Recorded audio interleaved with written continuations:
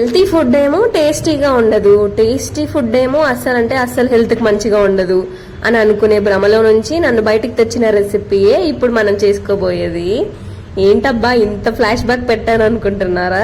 మన దగ్గర పీజీలో ఎలాగో మనకి సరిపడే గిన్నెలు ఉండవు కాబట్టి మనకు కావాల్సిన దానికన్నా పెద్ద గిన్నెనే పెట్టేసుకున్నాను. కొంచెం ఆయిల్ వేసేసి అందులో మిరియాలు, కొంచెం ఆనియన్స్, మిర్చి వేసేసి మంచిగా ఫ్రై చేసుకున్నాక టొమాటోస్ కూడా వేసి బాగా మగ్గించుకోవాలి. టొమాటోస్ మగ్గినాక మిల్లెట్స్ అనేవి పక్కా 8 hours అయినా నానపెట్టాలంట.